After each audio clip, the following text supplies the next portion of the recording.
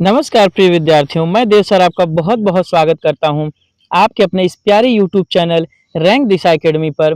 रात के 8 बजे वाली क्लासेस में आपका बहुत बहुत स्वागत है। वीडियो चालू करने से पहले प्रिय विद्यार्थियों, हम समझेंगे कि किस प्रकरण में आज हमारी क्लास है। तो संस्कृत व्याकरण का महामैराथन 2026 में संधि, समास, संज्ञा प्रकरण, अंक और शब्द रूप के इससे रिलेटेड क्वेश्चन आपको मिलने वाले हैं। वीडियो चालू करने से पहले प्रिय विद्यार्थियों, एक लाइक और शेयर और सब्सक्राइब अवश्य से करके जाएं, क्योंकि ये आपका अपना परिवार है। प्रिय विद्यार्थियों, चलते हैं समय को न बर्बाद करते सीधे प्रश्नों की तरफ। प्रिय विद्यार्थियों, प्रश्न संख्या 1 को देखेंगे हम। प्रिय विद्यार्थियों, अलो अंत्यात पूर्व उपधा सूत्र द्वारा किसकी उपधा संज्ञा होती है?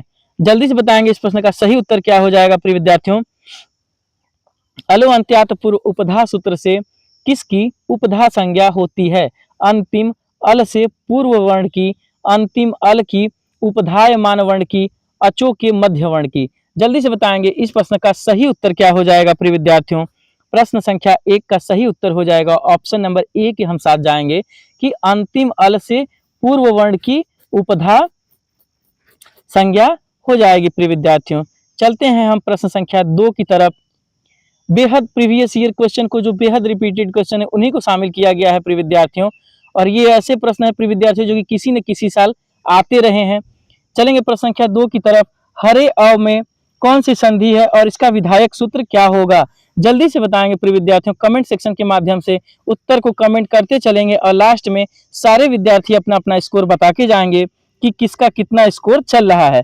ऑप्शन ए पररूप संधि, दूसरा एड़ी पररूपम सूत्र से, पूर्व रूप संधि एड़ पदांत ददति सूत्र से, या अयादि संधि एचो यवा यावह सूत्र से, या प्रकृति भाव प्लुत प्रगृहा अचि नित्यम सूत्र से।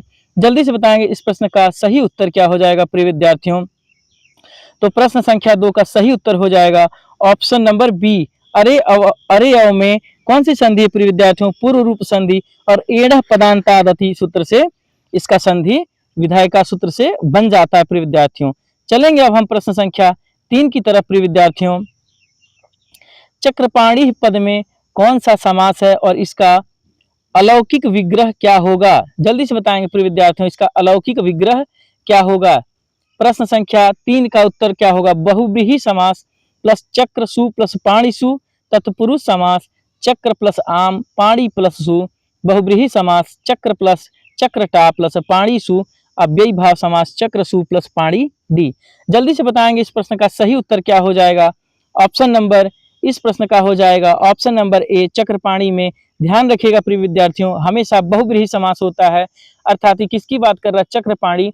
पाणी मतलब हाथ होता है और चक्र मतलब चक्र होता है। प्रिय विद्यार्थियों, तो जिसके हाथ में चक्र है अर्थात सुदर्शन चक्र की बात कर रहे हैं, तो इस किसकी बात? भगवान विष्णु की बात हो रही है। और जब अन्य पद प्रधान हो, ध्यान रखिएगा प्रिय विद्यार्थियों, जब अन्य पद प्रधान हो वहां पे हम कौन सा समास लगाते हैं प्रिय विद्यार्थियों? तो बहुव्रीहि समास हम लगाते हैं। चलेंगे प्रश्न संख्या अब हम 4 की तरफ।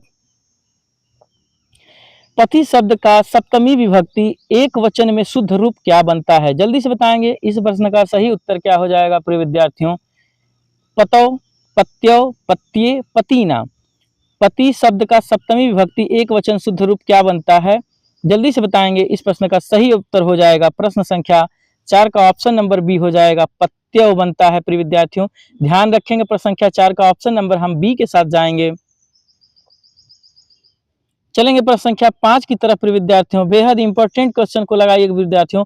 ये प्रश्न आने वाले प्रश्न होते हैं प्रिय विद्यार्थियों, क्योंकि 1 से 2 आपको ऐसे प्रश्न देगा जो कि संख्या पूछ लेगा या अंक देगा और उसके शब्द संस्कृत में पूछ लेगा।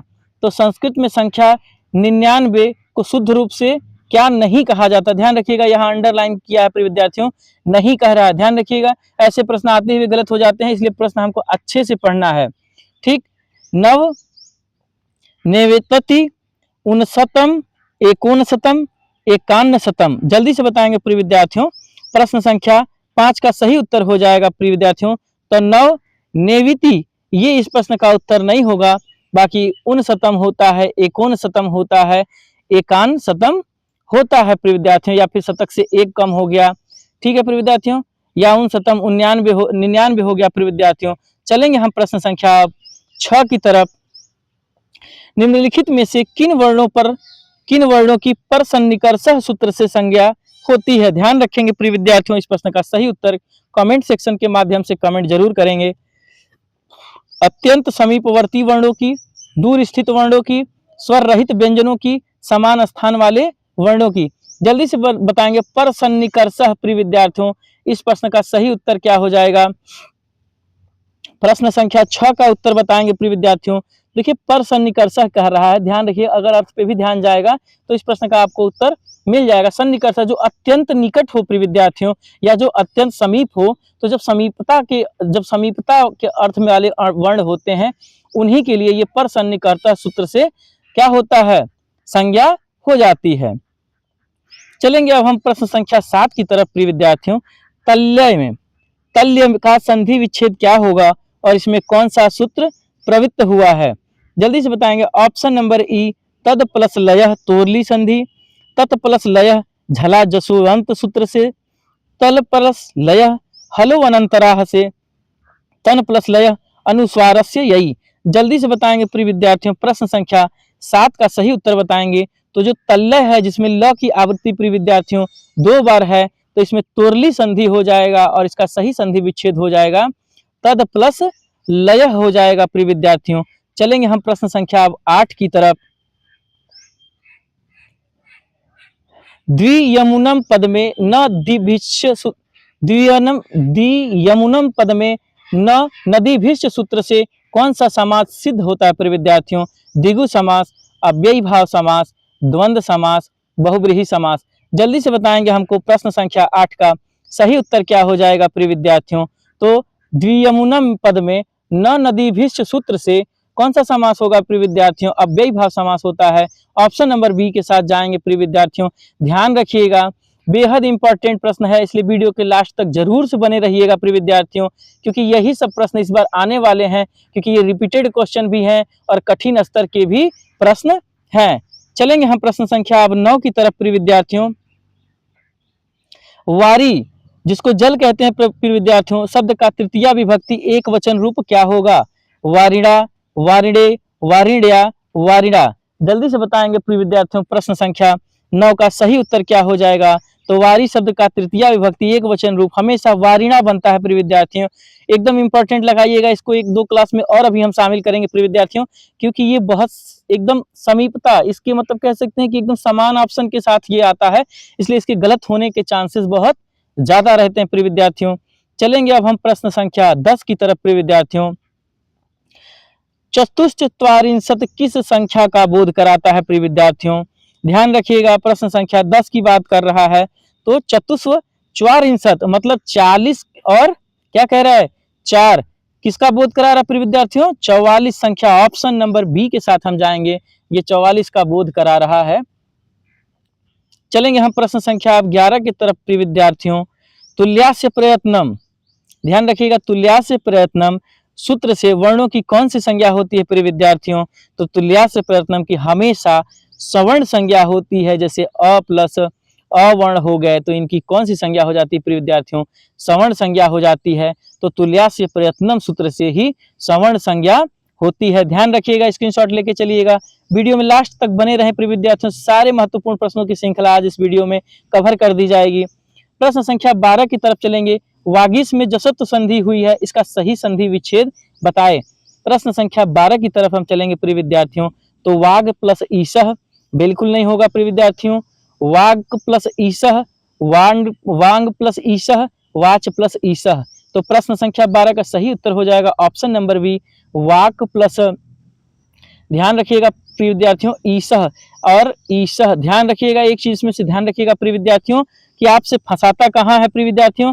एक ई ऐसे दे देगा, ऐसे ईस लिख देगा, और एक ईस ऐसे लिख देगा प्रिय विद्यार्थियों, और यहीं पे आप बड़ी की मात्रा रहेगी, छोटी की मात्रा रहेगी, यही प्रश्न फंस जाता है और आता हुआ क्वेश्चन गलत हो जाता है। अब चलेंगे हम प्रश्न संख्या 13 की तरफ प्रिय विद्यार्थियों। भूतपूर्व इस पद में कौन सा विशेष समास है जो केवल समास के नाम से जाना जाता है? जल्दी से बताएंगे, इस प्रश्न का सही उत्तर क्या हो जाएगा प्रिय विद्यार्थियों? अव्ययी भाव समास, तत्पुरुष समास, केवल समास, बहुब्रीहि समास। प्रश्न संख्या 13 पे चलेंगे हम प्रिय विद्यार्थियों। एकदम भूतपूर्व। ध्यान रखिएगा प्रिय विद्यार्थियों, ये पिछली बार या शायद उससे पिछली बार यूपी टेट में ये आया था और ये बहुत फेमस क्वेश्चन है। ये केवल समास का है, इसके बहुत कम उदाहरण मिलते हैं, इसलिए भूतपूर्व को बार बार पूछता है प्रिय विद्यार्थियों। इसलिए इसका सही उत्तर हो जाएगा ऑप्शन नंबर सी हो जाएगा। स्क्रीनशॉट लेके रखेंगे प्रिय विद्यार्थियों और क्लास में लास्ट तक जरूर बने रहेंगे, ऐसे ही प्रश्नों की श्रृंखला इसमें रखी गई है। चलेंगे हम प्रश्न संख्या 14 की तरफ प्रिय विद्यार्थियों। गौ, गौ मतलब गाय शब्द का द्वितीय विभक्ति बहुवचन रूप में क्या बनेगा? गावह, गाह, गोह, ग्राम। जल्दी से बताएंगे इस प्रश्न का सही उत्तर क्या हो जाएगा। प्रश्न संख्या 14 का हो जाएगा गाह बनता है प्रिय विद्यार्थियों। इंपॉर्टेंट क्वेश्चन है प्रिय विद्यार्थियों, स्क्रीनशॉट लेके चलिएगा, ये सब प्रीवियस ईयर क्वेश्चन है प्रिय विद्यार्थियों। चलेंगे हम प्रश्न संख्या 25 की तरफ। संस्कृत में संख्या 88 को क्या लिखा जाता है? अष्टाशीति, अष्टशीति, अष्टाशीत, अष्टअशीति। ध्यान रखिएगा इस प्रश्न का सही उत्तर क्या हो जाएगा प्रिय विद्यार्थियों। कमेंट सेक्शन के माध्यम से बताएं इस प्रश्न का सही उत्तर क्या हो जाएगा। और वीडियो खत्म होने के बाद सारे लोग अपना अपना स्कोर कमेंट बॉक्स में कमेंट करते हुए जाएंगे। प्रश्न संख्या 15 का सही उत्तर हो जाएगा 88 का होता है अष्टाशीति। जब अष्टाशीति का होता है प्रिय विद्यार्थियों, 88 का सही संस्कृत शब्द हो जाएगा। चलेंगे हम प्रश्न संख्या 16 की तरफ प्रिय विद्यार्थियों। सुब तिङंतम सूत्र द्वारा किसकी पद संज्ञा होती है? सुबंत और तिङंत की, केवल धातुओं की, या केवल प्रतिपादिक की, कारक पदों की? जल्दी से बताएंगे प्रश्न संख्या 16 का सही उत्तर हो जाएगा प्रिय विद्यार्थियों। तो ये जो शुभ और तिङंत पद होता है, इससे इनकी पद संज्ञा होती है। सुबंत और तिङंत की पद संज्ञा होती है, केवल धातुओं की नहीं, प्रतिपादिक की नहीं, कारकों की नहीं। ऑप्शन नंबर ए हम चलेंगे इसके साथ। अब चलेंगे प्रश्न संख्या 17 की तरफ प्रिय विद्यार्थियों। शिव और चह का संधि विच्छेद क्या होगा? शिव धन अर्चह, शिवो प्लस अर्चह, शिवम प्लस अर्चह, शिवा प्लस अर्चह। प्रश्न संख्या 17 का सही उत्तर हो जाएगा प्रिय विद्यार्थियों, जल्दी से बताएंगे शिव प्लस अर्चह। चलेंगे अब हम प्रश्न संख्या 18 की तरफ प्रिय विद्यार्थियों। शाक पार्थिवादी नाम सिद्धये वार्तिक से शाक पार्थिव में कौन सा तत्पुरुष समास होगा? जल्दी से बताएंगे इस प्रश्न का सही उत्तर क्या हो जाएगा प्रिय विद्यार्थियों। मध्यम पदलोपी तत्पुरुष, उपपद तत्पुरुष, प्रादि तत्पुरुष, अलुक तत्पुरुष। जल्दी से बताएंगे प्रश्न संख्या 18 का सही उत्तर क्या हो जाएगा प्रिय विद्यार्थियों। तो इसमें मध्य पद लोपी तत्पुरुष होता है, जिससे कि मध्य पद का लोप हो जाता है और यह तत्पुरुष समास बन जाता है। चलेंगे हम प्रश्न संख्या अब 18 की तरफ प्रिय विद्यार्थियों। पितृ शब्द का द्वितीय विभक्ति बहुवचन शब्द रूप क्या होगा? पितृन, पितृन, पितृन, पितरान। बेहद इंपॉर्टेंट लगाइएगा प्रिय विद्यार्थियों, क्योंकि पिता शब्द और माता शब्द ऋषि हो गया, हरि हो गया, नदी हो गया, ये आपसे हर बार पूछ लेता है। इसलिए इस प्रश्न का सही उत्तर कमेंट सेक्शन के माध्यम से सारे विद्यार्थी कमेंट करेंगे। इस प्रश्न का सही उत्तर हो जाएगा ऑप्शन नंबर सी, पितृन हो जाएगा। चलेंगे हम अब प्रश्न संख्या 20 की तरफ प्रिय विद्यार्थियों। संस्कृत संख्या का 63 का अंकों में मान क्या होगा? जल्दी से बताएंगे प्रश्न संख्या 20 का। 26 हो जाएगा, 36 हो जाएगा प्रिय विद्यार्थियों, 26, 46 होगा, 56 होगा। तो क्या लिखा है? 60 और 63। 63 मतलब क्या होता है प्रिय विद्यार्थियों? 30 होता है और इसमें 60 आगे है, 6 जोड़ देंगे तो इसका कितना हो जाएगा? 36 हो जाएगा। ऐसे ही हमें समझ के चलना है प्रिय विद्यार्थियों। ऑप्शन नंबर बी के साथ हम चलेंगे। अब चलेंगे प्रश्न संख्या हम 21 की तरफ प्रिय विद्यार्थियों। री और री वर्णों की आपस में कितनी सवर्ण संज्ञाएं होती हैं, या री और री का कितने भेद माने जाते हैं? इसको इंपॉर्टेंट लगा के स्क्रीनशॉट लीजिएगा। ये पिछली बार या उससे पिछली बार ये आ चुका है प्रिय विद्यार्थियों, क्योंकि इस टाइम जो भी रात को 8 बजे वाली क्लासेस में संस्कृत के सेट दिए जाते हैं प्रिय विद्यार्थियों, लगभग कुछ नए प्रश्न और कुछ प्रीवियस वर्षों की प्रश्नों की श्रृंखला रहती है। तो 21 नंबर प्रश्न का सही उत्तर हो जाएगा प्रिय विद्यार्थियों ऑप्शन नंबर सी, 30 हो जाएगा। इसके 30 भेद होते हैं, ध्यान रखिएगा। चलेंगे प्रश्न संख्या 22 की तरफ प्रिय विद्यार्थियों। प्रेजते में एड़ी पररूपम का अपवाद होकर किस सूत्र से वृद्धि संधि है? देखिए यहाँ आपको क्लियर हो गया होगा प्रिय विद्यार्थियों, क्योंकि पिछले क्लास में हम इसका चर्चा किए थे, तो कुछ बच्चे को थोड़ा सा समझ में नहीं आया होगा, परेशान रहे होंगे कि कहीं प्रश्न गलत तो नहीं है, लेकिन यहाँ आपको एकदम कन्फर्म हो गया होगा प्रिय विद्यार्थियों। तो जल्दी से बताएंगे 22 नंबर प्रश्न का सही उत्तर क्या हो जाएगा। तो क्या हो जाएगा, एत्येध त्यू थसु सूत्र से क्या हो जाएगा, वृद्धि संधि हो जाएगी। ध्यान रखिएगा प्रयजते में कौन सी संधि है, प्रयजते में, ध्यान रखिएगा प्रयजते में वृद्धि संधि होती है और प्रेजते जब रहेगा तो वहां पे कौन सा हो जाएगा, पररूप संधि हो जाती है। ध्यान रखिएगा बेहद इंपॉर्टेंट है, इस प्रश्न का स्क्रीनशॉट जरूर से रख लीजिएगा प्रिय विद्यार्थियों। चलेंगे अब हम प्रश्न संख्या 23 की तरफ प्रिय विद्यार्थियों। पाणिपादम इस समाहार द्वंद्व समास का विग्रह क्या होगा, पाणी च पादौ च एसाम समाहारः, पाणी च पादौ च। सी में चलेंगे, पाणी च पादाः च पाणिपादास्य समाराः। जल्दी से बताएंगे प्रश्न संख्या 23 का सही उत्तर हो जाएगा प्रिय विद्यार्थियों।